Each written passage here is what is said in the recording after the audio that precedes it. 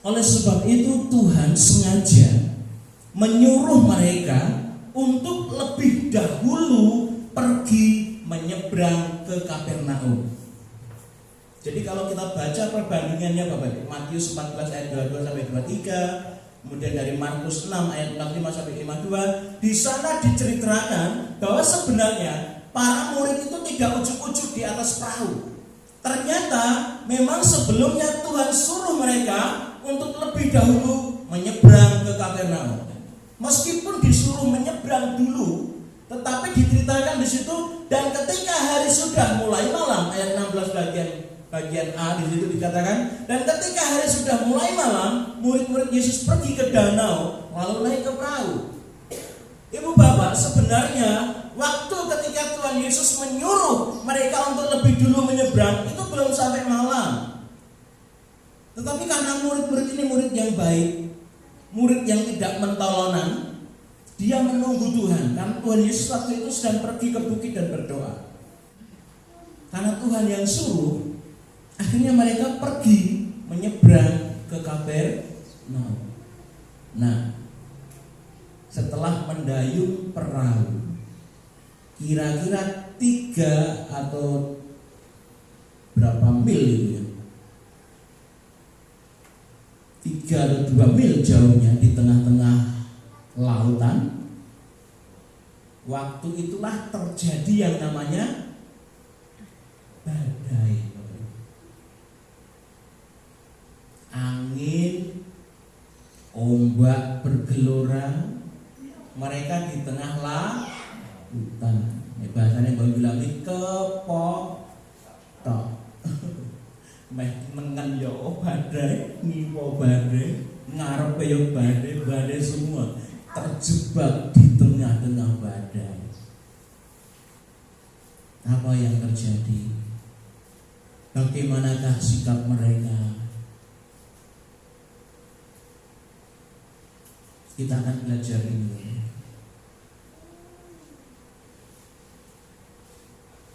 Coba kalau jenengan gali, para murid ini sudah orang-orang taat sama Tuhan, ya enggak? Mereka disuruh pergi duluan, manut. Oke Gusti, oke Guru, saya akan menyeberang dulu ke Kapernaum. Betul tidak? Tapi kenapa Tuhan izinkan badai di tengah-tengah lautan terjadi dan mereka alami? Mereka orang-orang yang taat, mereka orang-orang yang setia mengikuti Tuhan. Mereka orang-orang yang selalu tunduk apa yang dikatakan Tuhan. Tapi kenapa Tuhan izinkan badai mereka alami? Kalau mereka nggak taat, oke lah kita bisa mengerti gitu kan. Mungkin Tuhan izinkan badai loh. Mereka orang-orang taat loh Bapak Ibu. Mereka yang sudah melayani Tuhan loh Bapak Ibu. Kenapa Tuhan izinkan mengalami badai? Ya kan? Kalau mereka nggak taat, oke lah. Wajar mereka mengalami badai gitu kan. Itu kan pikiran kita kan? Tapi mereka orang-orang taat, orang-orang yang melayani Tuhan, orang yang setia mengikuti Tuhan siang dan malam. Kenapa Tuhan izinkan mengalami badai?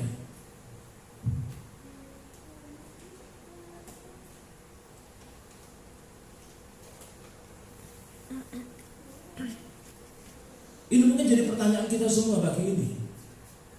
Aku sudah melayani Tuhan, aku sudah persembahan buat Tuhan, aku sudah mengikuti Tuhan sejak kecil indir-indir sampai tua mewek-mewek gitu kan.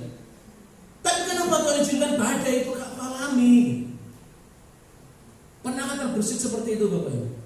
Badai itu macam-macam. Badai kehidupan itu macam-macam. Bisa menghantam perekonomian panjenengan. Badai kehidupan itu macam-macam. Bisa menghantam kesehatan panjenengan. bisa menghantam keutuhan rumah tangga panjenengan, dan bisa menghantam iman percaya panjenengan kepada Yesus Kristus itu. Badai ini macam-macam bentuknya. Saya tidak tahu badai kehidupan apa yang panjenengan alami saat ini. Mungkin saat ini kita sama halnya posisi kita seperti murid-murid Tuhan yang kepotok, kanan badai, kiri badai, depan badai, belakang badai, semua badai. Sehingga pada akhirnya kita tidak bisa melihat kemana. Bagaimana sikap kita? Apakah kita akan sama seperti para murid yang penuh dengan ketakutan? Diceritakan di sana Ibu Bapak bahwa para murid sangat ketakutan. Bagaimanakah sikap kita sebagai orang percaya? Bersikap hidup di tengah-tengah badai. Ibu Bapak, saya mau panjenengan fokus di ayat yang ke-19 dan 20.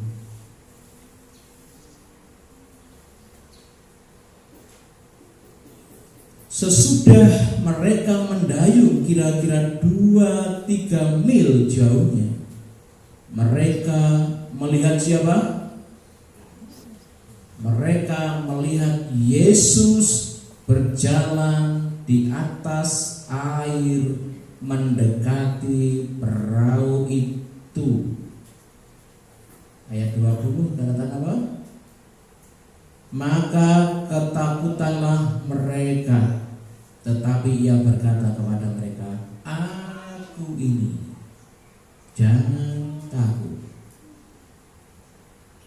Coba jangan sedikit membayangkan ketika perahu para murid di tengah laut, suasana gelap, ada sosok yang mereka lihat berjalan di atas air. Wajar enggak kalau pikiran mereka itu adalah hantu, Bapak Ibu?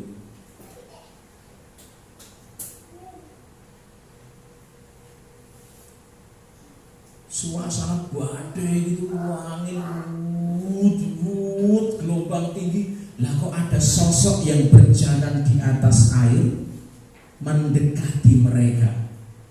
Wajar nggak kalau para murid itu punya pemahaman jangan-jangan ini adalah hantu laut? Wajar betul? Wajar. Tapi kalau mereka mau belajar dari peristiwa Yesus memberi makan 5.000 orang laki-laki dengan 5 roti dan 2 ikan, harusnya mereka tidak berpikir demikian. Maksud apa yang saya maksudkan? Kalau para murid mau belajar bahwa Allah Tuhan Yesus guru mereka itu penuh dengan kuasa, harusnya mereka tidak perlu takut. Kemudian Tuhan berteriak kepada mereka, aku ini.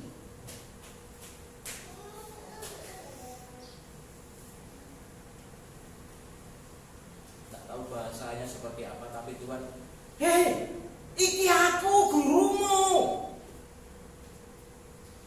Kok malah do wedi?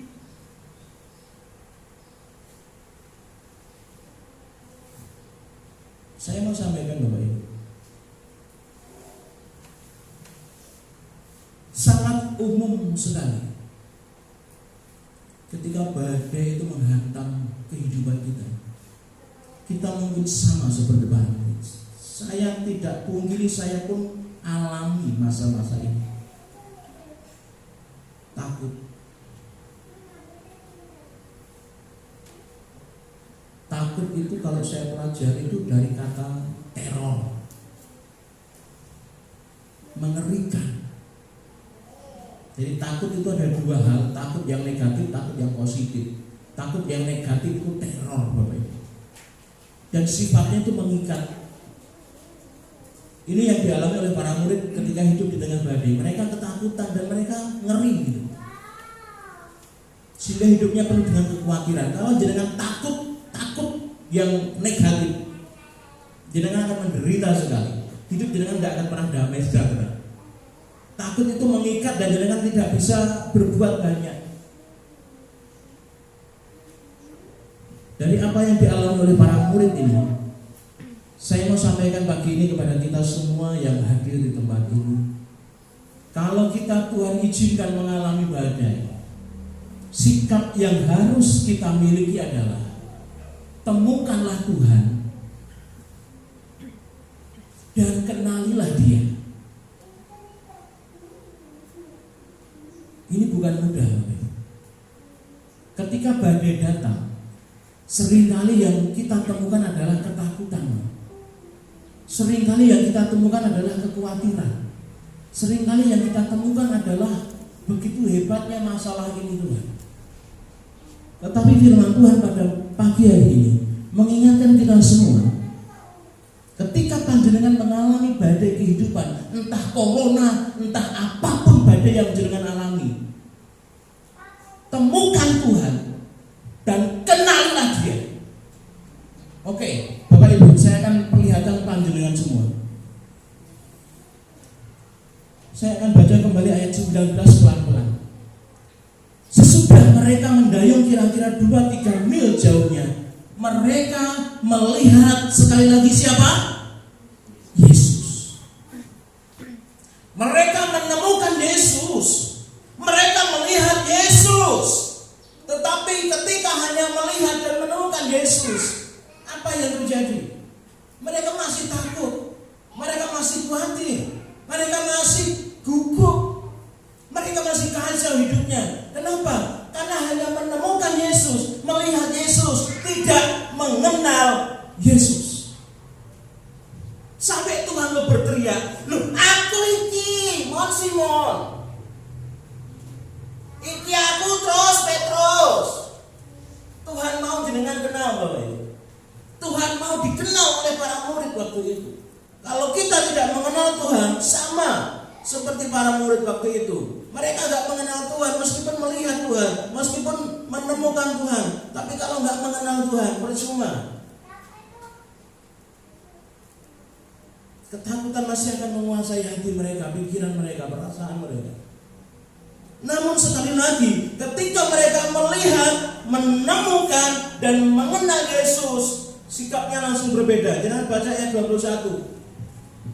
Mereka mau menaikkan Dia ke dalam perahu, dan seketika juga perahu itu sampai ke pantai yang mereka tujui. Mujizat kembali terjadi Bapak Ibu. Tidak tahu kalimat ini bahasa Jawanya apa.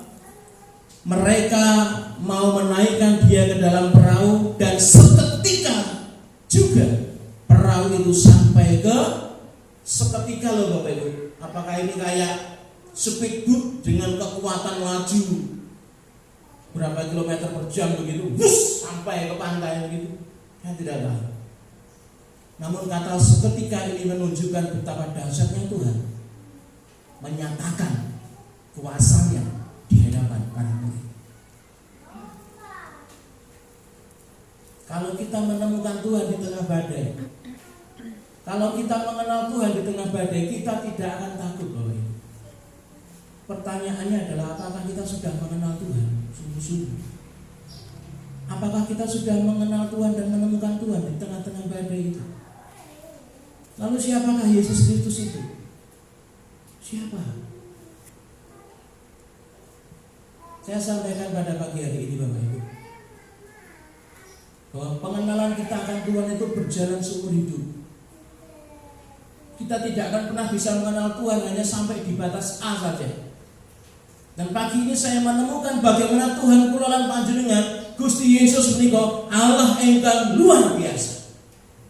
Saya sampaikan kepada panjenengan berkat yang saya terima, bahwa Allah yang kita sembah, Allah yang kita layani, Tuhan Yesus Kristus adalah Allah yang penuh dengan kuasa. Amin.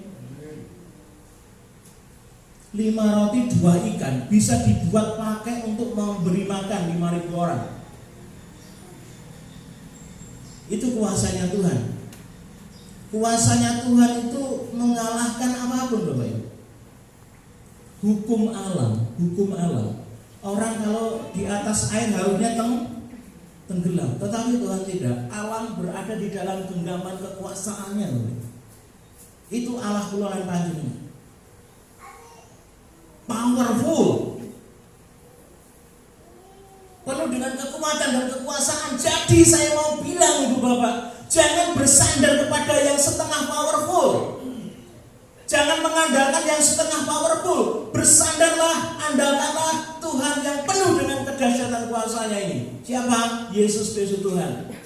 Ampun keblinger ya Bapak Ibu. Jangan tertipu oleh tipu daya si jahat. Si jahat seringkali bisa buat mujizat, mereka nggak powerful. Saya sampaikan lagi ini, Allah itu jenengan, sing jenengan sembah, rino wengi ini. Itu Allah yang powerful. Tidak ada dukun yang sanggup mengalahkan Tuhan Yesus. Amin. Jangan takut Bapak Ibu. Kita punya Allah yang powerful. Kemudian Tuhan Yesus itu siapa selain powerful? Tuhan Yesus itu Allah yang tahu yang terbaik. Saya sampaikan di sini bahwa badai yang murid-murid alami itu adalah yang terbaik. Wah, kok bisa badai kok yang terbaik? Emang siapa sih yang mau di tengah-tengah badai? Paan mau, ogah gitu kan? Mbah Sapun pun tidak mau di tengah-tengah badai. Tapi kenapa Tuhan izinkan badai dialami oleh para murid? Ingat, waktu mereka mengalami kesulitan mendayung, ternyata Tuhan perhatikan mereka. Ini loh Allah itu loh panjenengan. Ketika para murid kesulitan mendayung perahu, ketika diterpa angin, ternyata dari pinggir pantai Tuhan memperhatikan mereka. Amin. Jenengan mengalami bingung saat ini. Jenengan mengalami ketakutan entah masa depanku nanti gimana, nanti pekerjaanku gimana, nanti pasangan hidupku gimana, nanti keluargaku gimana, nanti keuanganku gimana. Tuhan tuh melihat. Apakah Tuhan cukup melihat? Coba perhatikan ayat yang ke-19. Sesudah mereka mendayung kira-kira 2-3 mil jauhnya, mereka melihat Yesus berjalan di atas air. Apa? Mendekati. Allah yang kula panjenengan. Tidak cukup melihat penderitaan yang dengan alami. Allah yang kula panjenengan tidak cukup melihat saja kesulitan yang dengan alami, namun Allah yang kita sembah, Yesus Kristus Tuhan, melihat dan mendekati panjenengan. Amin. Ini akan menolong kula panjenengan. Tuhan tidak hanya mendekat dan menertawakan kita, betul. Tapi Tuhan mendekati kita dan akan menolong kita. Jadi, kalau boleh saya sampaikan Bapak Ibu, dengan badai yang Tuhan izinkan terjadi, kita justru semakin dekat dengan Tuhan. Amin. Dengan badai yang Tuhan izinkan terjadi, justru kita akan melihat kedahsyatan kuasa Tuhan. Di saat aku lemah, aku kuat, Paulus katakan itu. Karena benar, di saat kita lemah, kuasa Tuhan akan menjadikan kita kuat. Saya tahu panjenengan pernah mengalami badai yang menakutkan, tapi tanpa badai jenengan tidak akan mengalami mujizat. Tanpa badai jenengan tidak akan mengalami keajaiban-keajaiban Tuhan. Dan dengan badai itulah para murid akhirnya semakin mengenal siapakah Yesus itu, sehingga mereka melayani Tuhan dengan sungguh-sungguh tanpa rasa ragu-ragu. Kalau kita mengenal Tuhan sungguh-sungguh Bapak Ibu, saya percaya kita akan semakin berserah kepada Tuhan. Tidak hanya menyerahkan masalah kita kepada Tuhan, tapi menyerahkan hidup kita kepada Tuhan. Tuhan kita Allah yang tidak tinggal diam. Dia tahu mana yang terbaik. Walaupun menurut kita tidak baik, tapi badai menurut Tuhan baik untuk para muridnya, untuk mengasah, untuk mendidik, untuk mengajar iman para murid-muridnya. 12 murid yang dipersiapkan Allah untuk menjangkau dunia. Allah tidak mau murid yang ecek-ecek.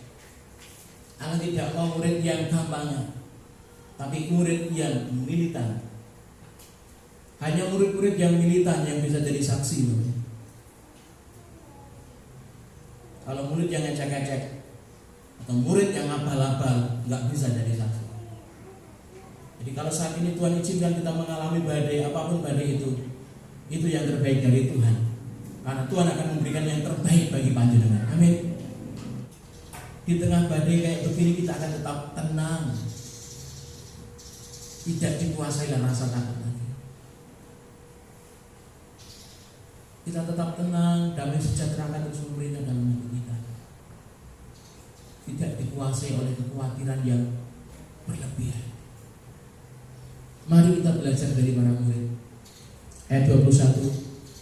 Mempersilahkan Tuhan masuk ke perahu. Pagi ini saya tidak bisa mengatur apa-apa, Bapak Ibu.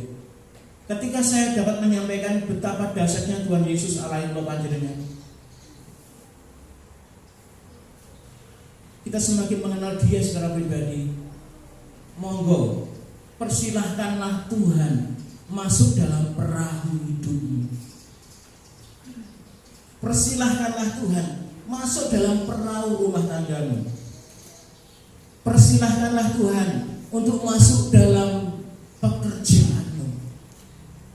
Persilahkanlah Tuhan untuk masuk di dalam setiap persoalan. Maka Tuhan akan menyatakan kuasanya di tengah-tengah kehidupan saya dan saudara. Tuhan Yesus memberkati kita.